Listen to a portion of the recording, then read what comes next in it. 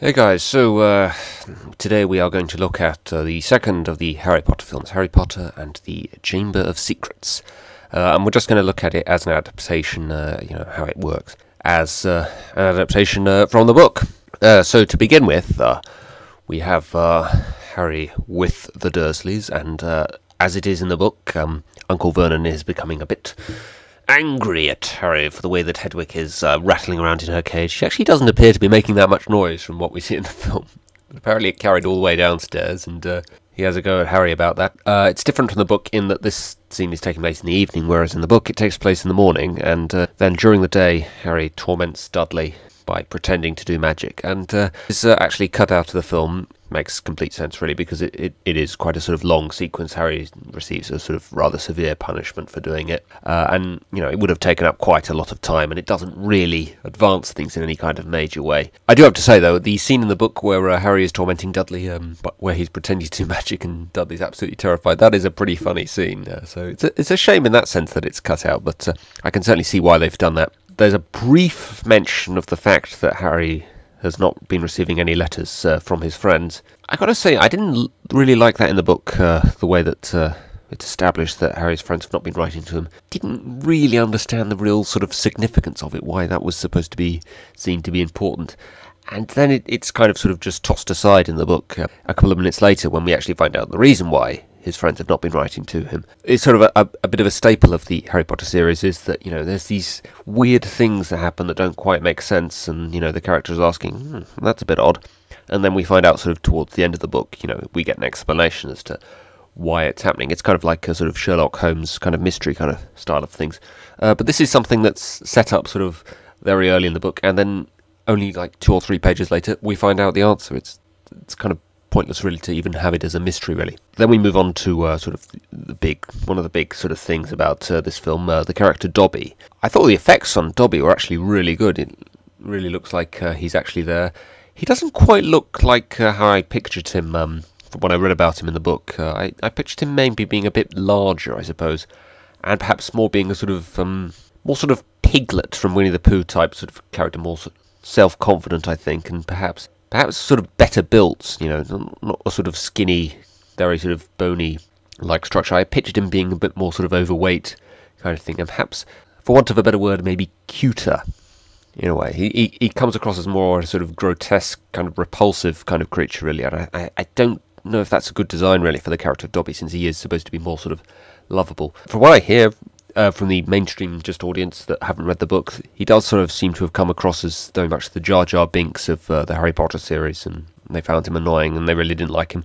I kind of liked his character. I'm not entirely sure if I liked his design, though. Maybe a little annoying, but I still kind of like him as a character. Not entirely sure if I like his design in the film, though, and its portrayal otherwise is pretty accurate, I would say. Daniel Radcliffe, though, as Harry Potter, never really liked him in any of the films. The first scene where he's talking to Dobby is a particularly bad scene for him. He puts in a particularly bad performance, I think.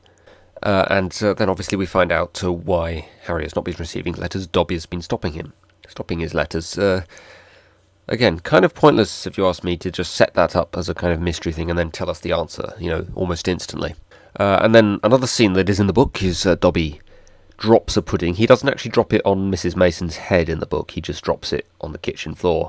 Probably more effective, really, I think, to drop it on somebody's head, insult to injury, kind of embarrassment as far as both Harry and the Dursleys are concerned. So that was quite good. The thing that they cut out from this little plot point, though, is that a couple of minutes later Harry receives a letter from the Ministry of Magic, because they apparently can track when people are using magic in terms of location, but not specifically who's doing it. So they track this hover charm that Dobby was using, but they apparently didn't know that Dobby was doing it. They assumed Harry was doing it since he's the only wizard in that location. So they give him a warning and say basically, hey, you shouldn't be using magic outside school. And from this, the Dursleys actually find out that Harry's not allowed to use magic outside school. For this reason, Uncle Vernon puts the bars on Harry's window and plans of him never to return to the school. All of that is cut out of except for Uncle Vernon putting bars on Harry's window and telling him he can't return to the school. So I think it's got to be a bit confusing for someone who hasn't read the book, that it's just like, it's apparently just punishment for him dropping a pudding on somebody's head. So I'm not entirely sure why they left that one bit of that plot point in there. and cut out the rest of it. Then Ron, Fred and George arrive at Harry's house, and they're in the flying car, and nobody sort of questions it. There's no real sort of explanation as to why they're in a flying car or anything, whereas in the book we get a little bit of explanation as to what's going on with that flying car and where it's come from and why it's there. And we also get no mention of the fact that Mr. Weasley works for the Ministry of Magic. It does become kind of more important in the later books, so again, I'm not entirely sure why they cut that out. So there's a few points of exposition here that are being left out here, which is kind of annoying, really, for someone who's read the book. It makes me feel sorry for those who have not read the book and are perhaps going to be wondering about these things when they are thrown in their face in later films, or even later in this film.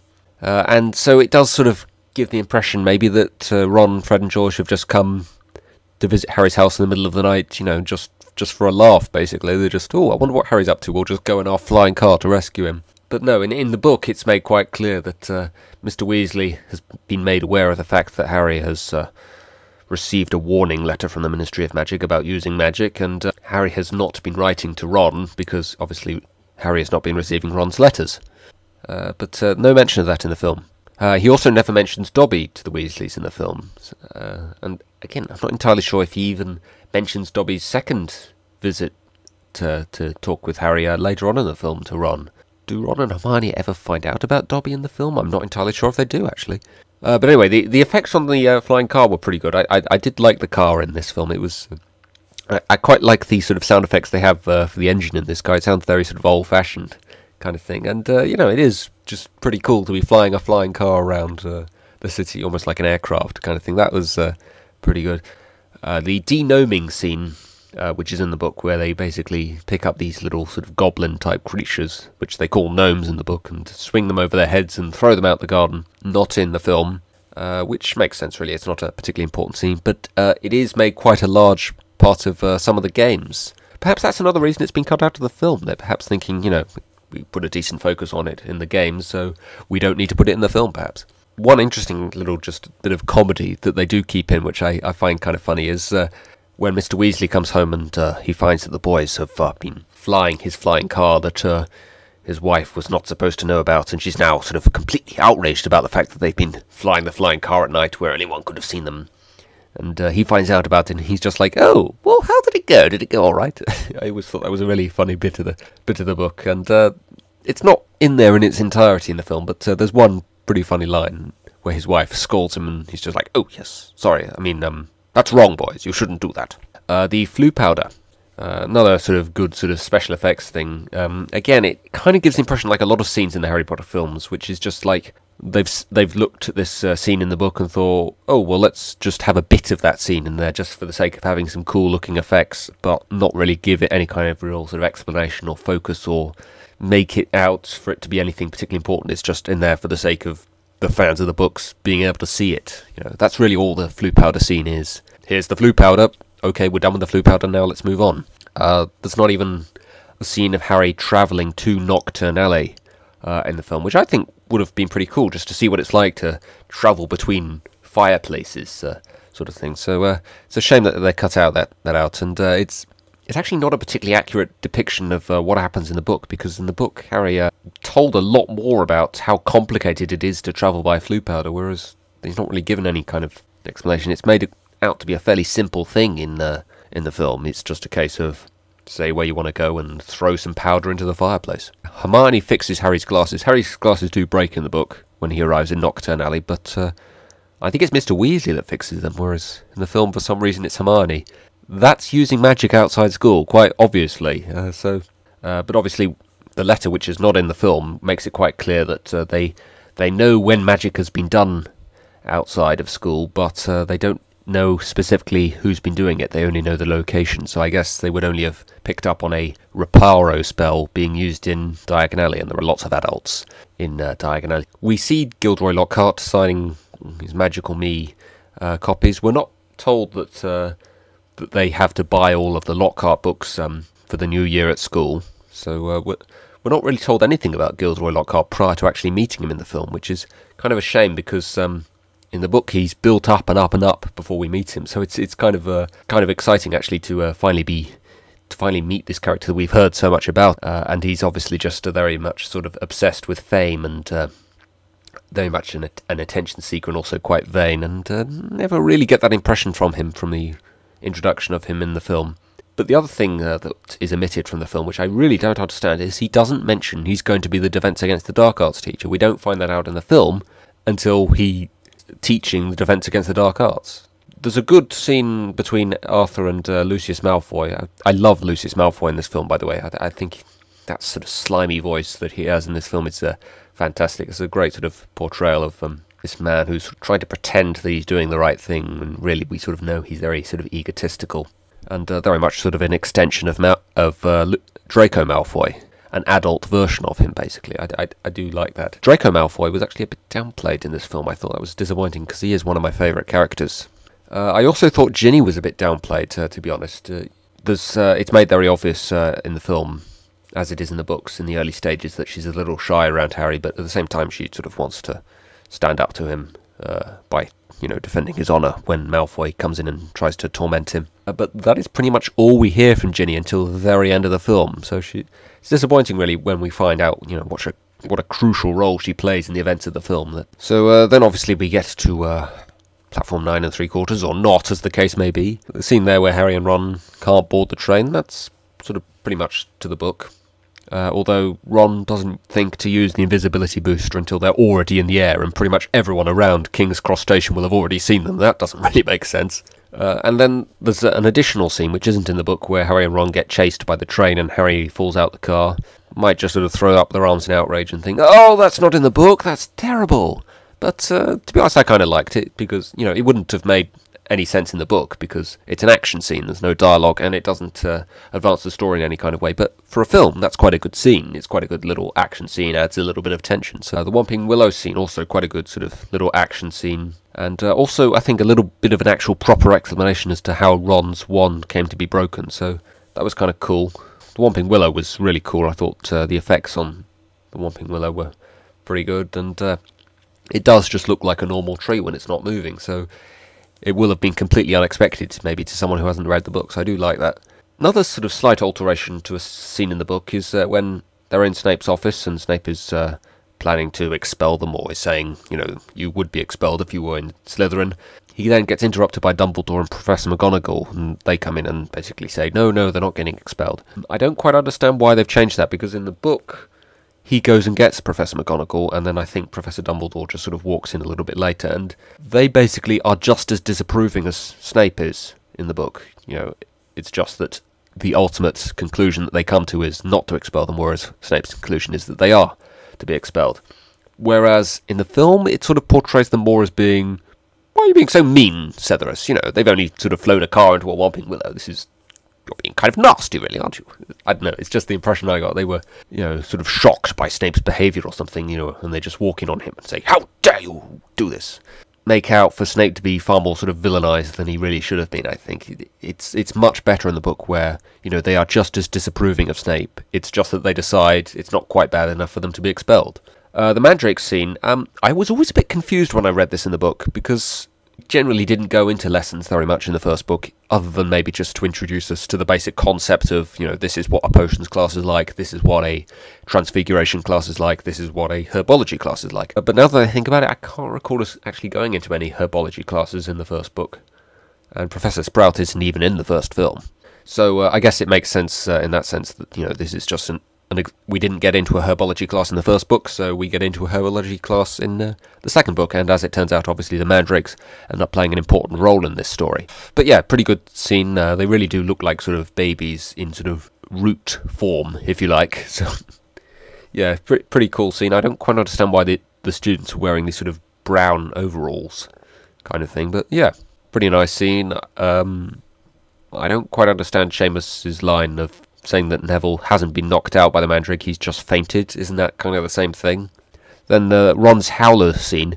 The thing that really annoyed me about this scene, in the book as well, it's the same, is Neville basically insists that Ron open the Howler, and saying, it'll be worse if you don't. He's saying he ignored a Howler from his gran once, and that it was horrible. Okay, Neville, well, why was it horrible? What exactly happened? It's obvious, really, that J.K. Rowling has decided, people are going to ask, well, why doesn't Ron just not open the Howler if it's so terrible? So she wanted to put in, oh, well, it'll be worse if you just ignore the howler, it's actually worse.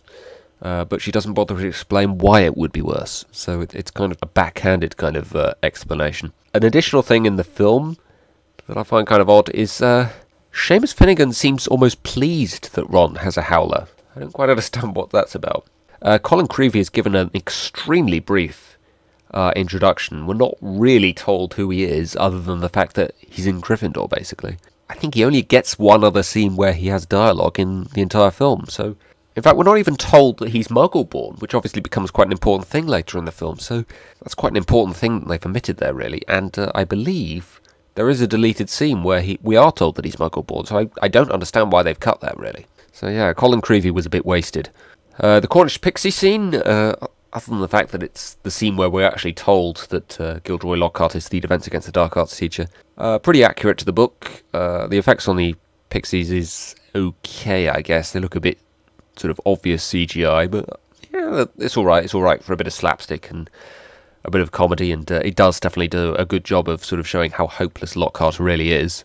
The portrayal of Lockhart throughout the film is a little bit difficult because there's so much to cram into this film, but at the same time, the idea with Lockhart is that he does sort of just show up at inconvenient or annoying times and act a bit annoying and a bit arrogant and a bit self-centered. There's so much to get through in the film, though, that he doesn't really have that kind of same impression or portrayal in the film, and I guess that's just something that they had to omit, really, just because there is so much to get through in the film. The scene where Ron tries to curse Malfoy for calling Hermione a Mudblood, pretty good, except for the fact that there's basically no reaction to Malfoy saying Mudblood, except for the fact that Ron just says to him, "Oh, you'll pay for that, Malfoy." Nobody else reacts whatsoever, so that kind of annoyed me, because it was supposed to sort of come across as a more sort of outrageous thing that, oh, how the hell could Malfoy say something like that? It's, I guess it's kind of like the equivalent of the N-word. The slug belching looks really realistic. I love the way they've done that. It really does look like slugs are coming out of his mouth.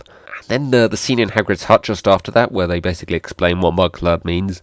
Hermione knows what it means, even though she quite clearly mentions in the book that she doesn't know what it means. And Ron is the one that comes up with the explanation. I don't understand why they've changed that, because it really doesn't make much sense for Hermione to know what it means. But I do sort of like the idea that even in the wizarding world there can be prejudice and discrimination in the same way that there is in the real world. You know, even though they're wizards, emotionally speaking, they're really no different than us. I always like that point in the book. Harry detention scene where he hears the voice. Again, it's an opportunity maybe to establish Lockhart as being a bit arrogant and a bit annoying, but they don't really do it very well. Other than that, it's a pretty good scene. Harry hears the voice, mystified and horrified by it, and isn't quite sure what's going on. And then in the book, the next time he hears it is actually much later. I think it's quite a few, like 10 or 20 pages later, when he goes to the death day party of Nearly Headless Nick. In the film, he hears it immediately after the detention again, because the death day party obviously is cut out. And I think that's actually a lot more effective. Hearing it again immediately is sort of probably a bit more creepy. You know, if you just hear it once and then don't hear it again for a couple of weeks or something, you can probably just pass it off as, I was probably just hearing things. But if you hear it again instantly, that's a bit more creepy and a bit more sort of worrying. So obviously he sees that Mrs. Norris has been killed, and Filch in the film is probably seen to be a bit of an arse, really, by just immediately jumping to the conclusion that Harry has killed his cat. There's a bit more reasoning behind Filch thinking that Harry has killed his cat in the book, which is that it had a bit of an argument with Harry early on in the day, because Harry's been dripping mud everywhere. And he also sees a letter from some company called Quickspell, and has figured out that Filch is a squib. It works better maybe just to portray Filch as kind of an arsehole by just immediately jumping to the conclusion that Harry has killed his cat for no particular reason. So actually maybe this is a little better in the film. Then obviously we find out about the Chamber of Secrets, and exactly what it is, and why it was created and what the story behind it is. The only thing about this that kind of annoys me is the fact that in the film Professor McGonagall tells them about this, who is the Transfiguration teacher, and she actually tells them in a Transfiguration class. Whereas in the book, it's told by the actual History of Magic teacher, Professor Binns, which makes a lot more sense. It makes sense that the History of Magic teacher would tell you about something that was created like thousands of years ago. I guess they just didn't want to cast Professor Binns in any of the films, so they decided to just use one of the teachers that they'd already established. I don't know, maybe it's better, just to give Professor McGonagall a bit more to do, but at the same time I don't really understand why the Transfiguration teacher would be telling them about something like that. Especially in the middle of a lesson where, they're supposed to be learning Transfiguration. Then there's the scene where they come up with the idea for the Polyjuice Potion, and it's interesting, in the book, Ron is kind of annoyed by the fact that the Polyjuice Potion is going to take a month, and Hermione sort of glares at him and he's like, oh, okay, whatever. That's changed in the film, and it's actually Harry who more innocently says, oh, it's a bit annoying that it's going to take a month to make, and Hermione's just like, yeah, I know, it's annoying, but, what can you do? I don't understand why they've changed that. It made for a much better scene, I think, this little bit of feud between Ron and Hermione, who of course, ultimately, at the end of the series, do end up together. I kind of like that as a bit more of a sort of setup of, this kind of love-hate relationship that the two of them have. The Quidditch match, I never really liked the Quidditch in the books. It always came across a little bit pointless. It's a bit better in the films because, visually it's quite impressive. And I kind of missed it in the films that it was emitted from, this film onwards, basically, with the exception of Half-Blood Prince.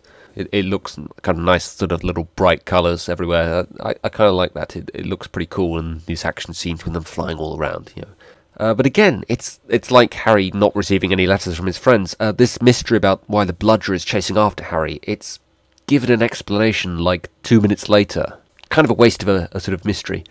And also, just the thing I noticed from watching the film quite recently, there's one particular shot where the bludger charges at Harry into one of the stands and bursts through a wall. And you can quite clearly see, as the bludger goes through the wall, the wood in the wall explodes outwards. Quite obviously just, set charges that have been put in there to explode the wall outwards. It doesn't really look like it really makes any sense. The bludger goes charging through the wall, and the wood explodes back in the direction that the bludger came from. It doesn't look very good. And then obviously Dobby comes to visit for a second time, and we find out that the Chamber of Secrets has been opened before. We also find out that Dobby can be freed if his master presents him with clothes, and also obviously the explanation about the bludger and why Harry and Ron couldn't get onto the train. It's a lot of exposition, and I don't know, I thought it was quite good, because it doesn't sort of portray Dobby, even though he's done all of these awful things, it doesn't portray him as being a particularly bad character. It just sort of shows that maybe he desperately wants Harry to be safe, but he's going about it in the wrong kind of way. And at the same time, he also feels a little bit guilty about it, and again, he's going about, addressing the guilt that he feels in the wrong kind of way by punishing himself all the time. It does kind of do a good job of establishing that Dobby, he has his heart in the right place, but he's not very bright. And again, Harry, I don't think in the film Harry mentions Dobby to them. He obviously mentions Colin Creevey being attacked, which is, that's all pretty accurate to the book. It is kind of cool, really, that the stuff that is in the book, the scenes that are in the book that are used in the film are pretty much word for word, actually, for the most part. They're just maybe just a little bit shorter. They've done a good job in that sense, really. There's just a few alterations that I just don't understand. The dueling club scene, what annoys me about this is beforehand, they have not established the character of Justin Finch Fletchley, who is obviously nearly attacked by a snake in this scene. So obviously we have no idea who he is. We obviously therefore have no idea of the significance of him being Muggle-born. In fact, I don't think they ever mention in the film at any point that he's Muggle-born, which is such an important plot point. I really don't understand why they've omitted that.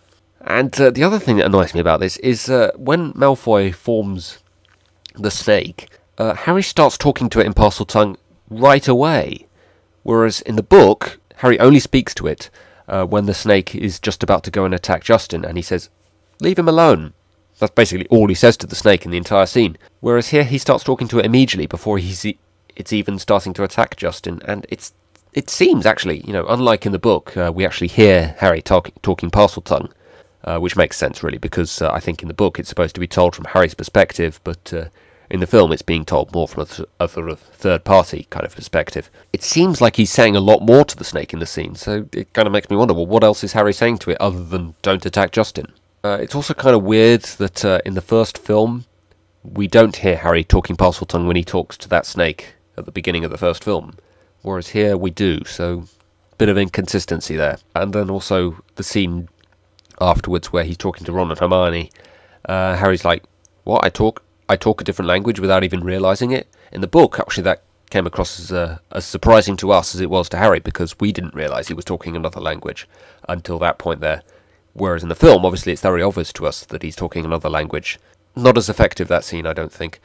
And also this subject of Harry possibly being the descendant of Salazar Slytherin, it's never brought up again in the film, so it comes across as kind of pointless, whereas it becomes a much more significant kind of thing in the book. There isn't really a huge focus on the fact that people are suspicious that Harry might be the heir of Slytherin, but it's still sort of established and set up by, what Hermione says to him in that one scene.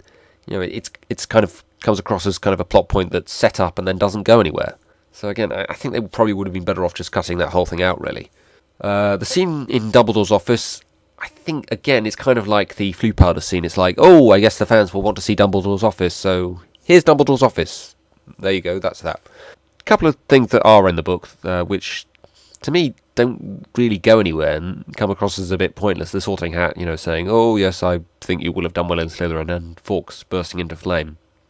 Although there are a couple of interesting important plot points, really, about Fawkes, his tears having healing powers, and the Phoenix being able to carry immensely heavy loads. Those are actually kind of important things later on in the film. But other than that scene, even in the book, to me, that came across as kind of a pointless scene, to be honest. The portrayal of Harry and Ron as Crabbe and Goyle it's a little bit sort of sketchy, a little bit sort of half-hearted. I never really get the impression that they are Harry and Ron in Crabbe and Goyle form. There is an additional line, which isn't in the book, where Malfoy says to Harry in the form of Goyle, why are you wearing glasses? And he's like, oh, I'm reading. And Malfoy's like, I didn't know you could read. That's not in the book, but it's a pretty funny line.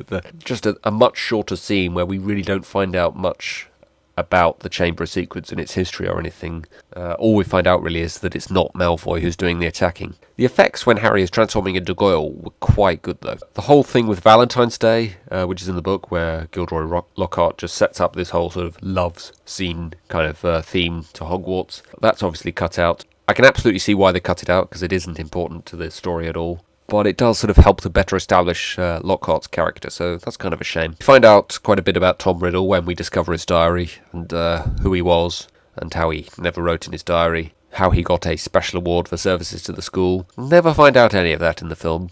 Kind of disappointing. We just find this diary, Harry just randomly drops a bit of ink in it one day and notices that it just disappears, and he figures, oh, I'll just start writing in it for no particular reason, and the diary just happens to start writing back. It's given a lot more explanation in the book about why Harry chooses to do that and why he thinks it might actually be of use. So there's a lot of important sort of explanation about the diary that's omitted from the film, so that's disappointing, that. And another really crucial scene that is also cut out of the film just after this is Harry hears this disembodied voice again, like for the third time. Just realised actually in the film he hears it twice in quick succession, right before it does the first attack. I don't think he ever hears it again, and he hears it just before his second Quidditch match in the book, and Ron and Hermione are with him at the time, and he says, oh, I've just heard the voice again, and Hermione quite crucially sort of says, Harry, I think I now really understand what's going on here.